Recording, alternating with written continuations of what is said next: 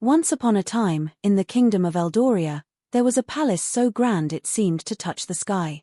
Its towers sparkled in the sunlight, and its halls were filled with the whispers of secrets and the clinking of gold. But behind all the glitter and glamour, there was a story of love that wasn't supposed to happen, a love that could shake the very foundations of the kingdom.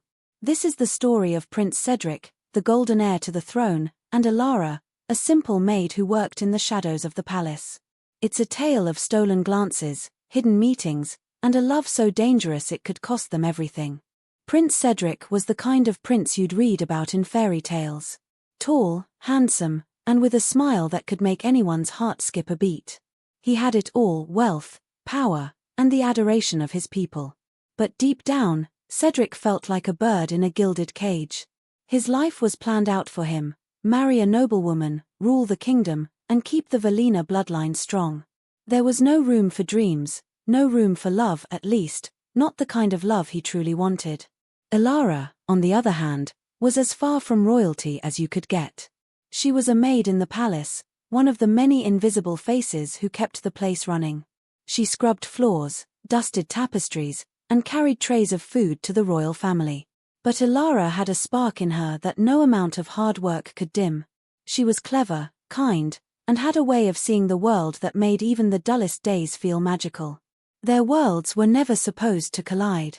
Cedric was the future king, Elara was a servant. But fate had other plans. It all started one quiet evening. Cedric couldn't sleep. The weight of his responsibilities pressed down on him, and he needed to escape, even if just for a little while. He slipped out of his chambers and wandered the palace grounds, the moonlight casting long shadows on the stone pathways. That's when he heard it, a soft, melodic humming. It was a tune he didn't recognize, but it was beautiful, like a lullaby from a dream. He followed the sound, his curiosity pulling him like a moth to a flame. And there she was. Elara was sitting on the edge of the palace fountain, her bare feet dipping into the cool water. Her hair, dark as midnight, cascaded over her shoulders, and her eyes sparkled like the stars above. She was humming to herself, completely lost in the moment, unaware that she was being watched. Cedric froze. He'd seen her before, of course, she was one of the maids, but he'd never really seen her. Not like this. She wasn't just a servant, she was captivating. "That's a beautiful song," he said, his voice breaking the silence. Elara jumped, startled. She turned to see the prince standing there, and her eyes widened in panic. "Your Highness. I didn't mean to disturb you. I'll go." "No, don't," Cedric said quickly, stepping closer. "You weren't disturbing me. I was the one who interrupted you. Please, stay." Elara hesitated, her heart pounding. She'd never spoken to the prince before. What could he possibly want with her? But there was something in his eyes, a warmth, a kindness, that made her stay. They talked that night, longer than either of them intended.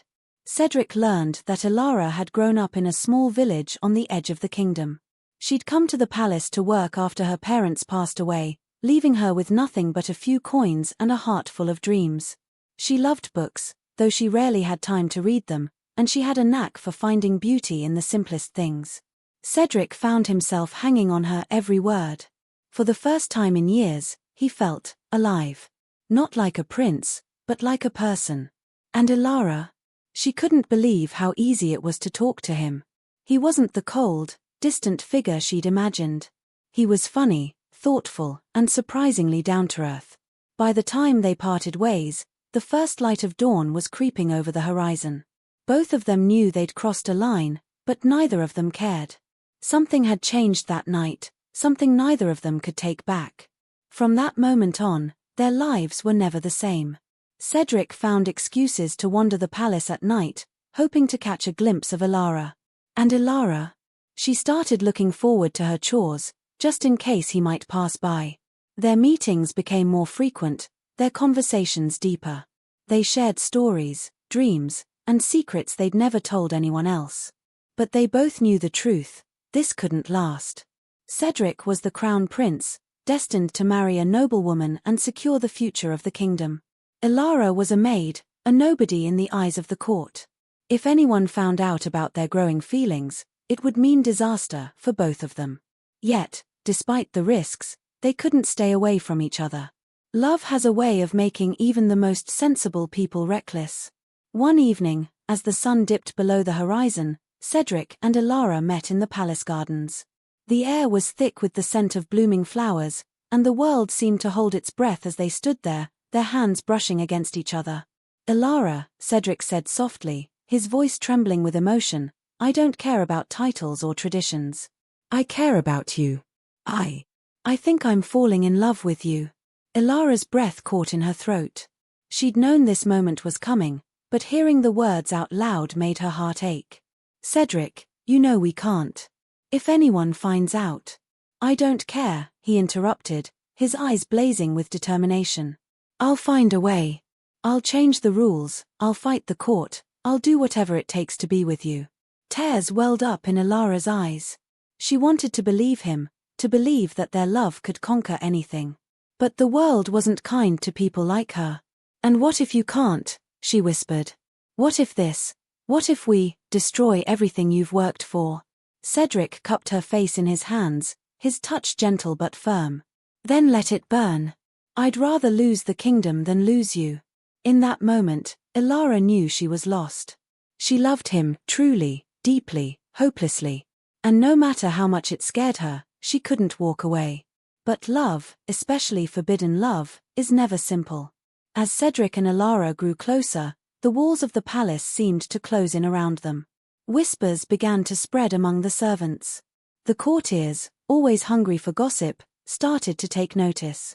And King Alaric, who had spent his life upholding the traditions of the crown, began to suspect that his son was hiding something. The kingdom of Eldoria was built on order and tradition. A prince falling in love with a maid. It was unthinkable. And as the truth began to unravel, Cedric and Elara found themselves caught in a web of danger, betrayal, and impossible choices.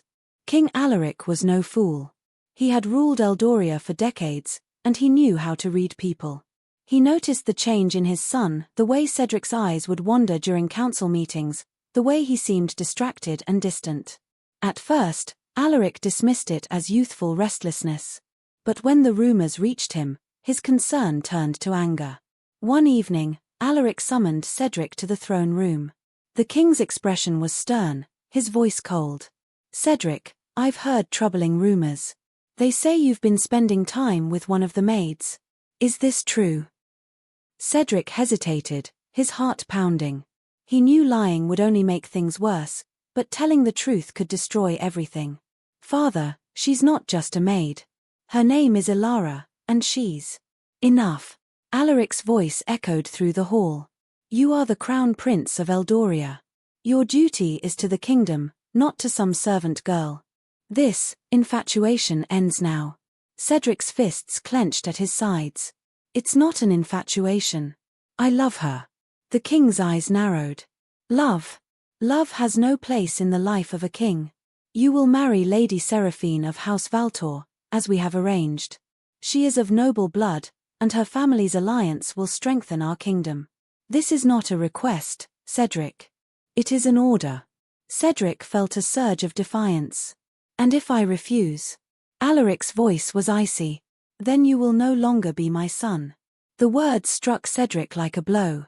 He had always respected his father, but now he saw the man behind the crown, a ruler who valued tradition over happiness, duty over love. That night, Cedric found Elara in the library. His face was pale, his eyes filled with turmoil. "Elara, we need to talk." She could tell something was wrong. "What is it?" He took her hands in his grip tight. "My father knows about us. He's ordered me to marry Lady Seraphine. If I refuse, he'll disown me." Elara's heart sank. She had always known this day would come, but hearing it out loud made it real. "Cedric, you can't give up your throne for me. Your people need you." "I need you," he said fiercely. "I don't care about the throne. I care about us." Tears streamed down Elara's face. "And what kind of life would we have? You'd be an outcast, and I'd be the girl who ruined the prince. We'd never be free."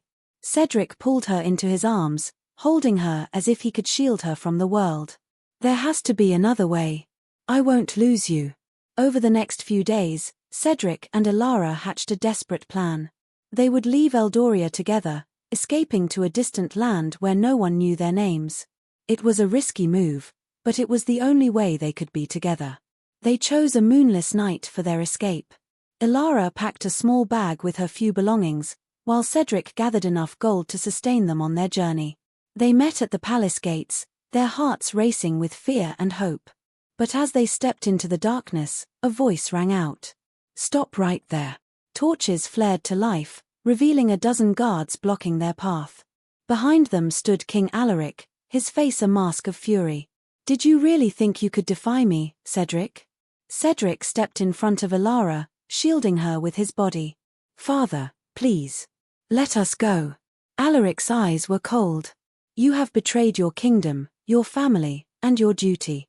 Guards, seize them." The guards moved forward, but Cedric drew his sword, his voice firm. "I won't let you take her." A tense standoff followed, the air thick with tension. Just as it seemed violence was inevitable, Elara stepped forward. "Wait." All eyes turned to her. She looked at Cedric, her eyes filled with love and sorrow. "This isn't the way. If we run, we'll spend the rest of our lives looking over our shoulders. I won't let you throw away everything for me." Cedric's voice broke. "Elara, no." She turned to King Alaric, her head held high. "Your Majesty, I will leave the palace tonight and never return. But please, don't punish Cedric. He's a good man, and he'll be a great king. Let him fulfill his duty." Alaric studied her for a long moment, then nodded. "Very well. Leave now, and never set foot in Eldoria again." Cedric and Elara shared one last embrace, their tears mingling as they whispered their goodbyes. "I'll never forget you," Cedric said, his voice choked with emotion. "And I'll always love you," Elara replied. Then she turned and walked away, disappearing into the night. Cedric kept his promise. He married Lady Seraphine, and together they ruled Eldoria with wisdom and compassion. But in his heart, he never forgot Elara. He often visited the fountain where they had first met, staring at the water as if it could bring her back. Years later, as an old man, Cedric received a letter. It was from a small village on the edge of the kingdom, written in a familiar hand. "Dear Cedric," it began. "I've never stopped thinking of you. I hope you've found happiness, as I have. Thank you for the love we shared, it was worth every moment." Cedric smiled, his eyes filling with tears. For the first time in years, he felt at peace. Their love had been forbidden, but it had also been real. And in the end, that was enough.